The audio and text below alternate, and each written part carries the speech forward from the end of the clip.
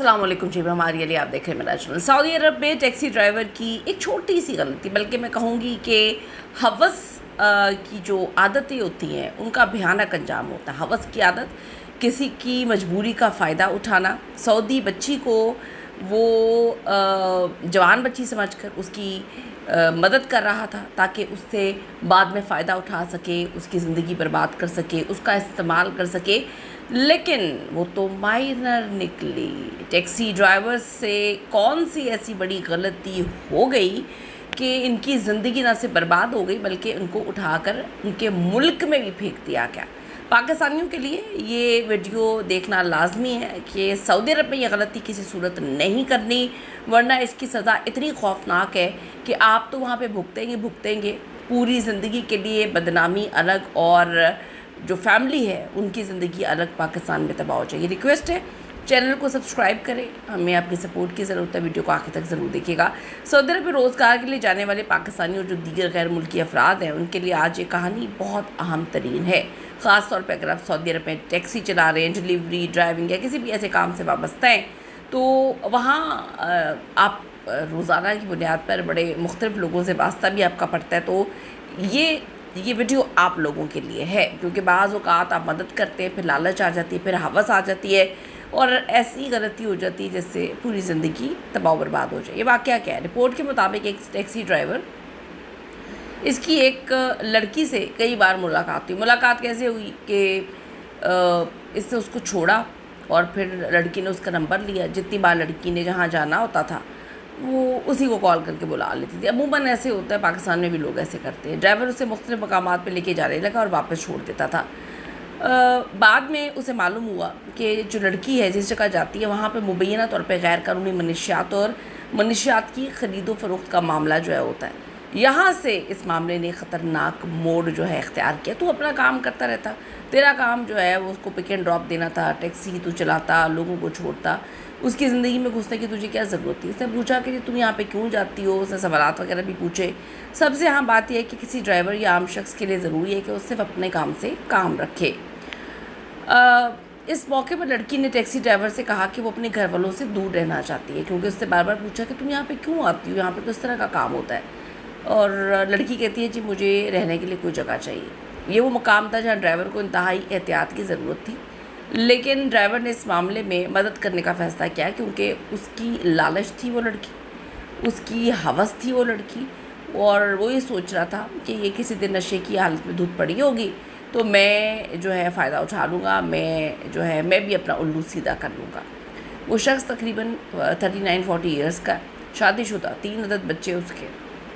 اس نے کیا کیا، اس نے نام اپنا استعمال کیا اور اپنے نام پر اس نے ایک اپارٹمنٹ کرائے پہ لیا اور لڑکی کو وہاں پہ رہنے کی جگہ فراہم کر دی۔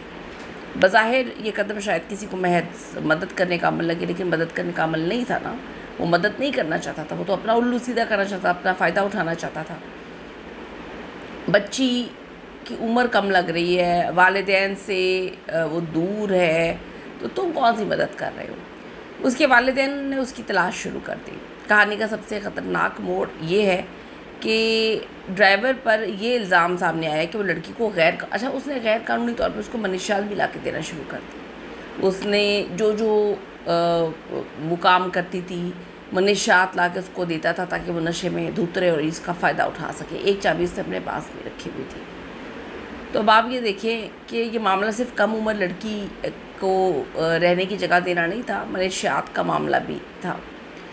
دوسری طرف لڑکی کے والدین نے اس کے لاپتہ ہونے کی اطلاع جو ہے متعلقہ حکام کو دے دی۔ چونکہ لڑکی مائنر تھی، کم عمر تھی، اس لیے اس کی تلاش کا معاملہ مزید سنجیدہ ہو گیا۔ پولیس نے تلاش شروع کر دی۔ رپورٹ کے مطابق تحقیقات کے دوران حکام جو منشیات فراہم کرنے والے افراد تک پہنچے، اور یہی تحقیقات بالآخر اس ٹیکسی ڈرائیور تک بھی ان کو لے گئی۔ اب آپ دیکھیں، پولیس کی کارروائی کے دوران ڈرائیور کو منشیات خریدتے ہوئے رنگے ہاتھوں پولیس نے پکڑا۔ جس شخص سے ابتدا میں شاید یہ سوچا تھا کہ اسے ایک لڑکی کی مدد کر رہا ہے تاکہ خود بھی فائدہ اٹھا سکے، لڑکی کے پاس پیسہ بھی ہے اور لڑکی کی عزت کے ساتھ بھی کھیل رہا ہے، تو اب وہ ایک سنگین قانونی تفتیش کا حصہ بن چکا تھا۔ بہت بڑا سبق ہے سب کے لیے۔ کسی بھی شخص کو، خاص طور پہ غیر ملکی کارکن کو، یہ نہیں سمجھنا چاہیے کہ سعودی عرب میں یا کسی بھی جگہ پر آپ गल्फ़ में कानूनी सरगर्मियों में मामूली सा किरदार आपको नज़रअंदाज वो लोग करेंगे, ऐसा नहीं है।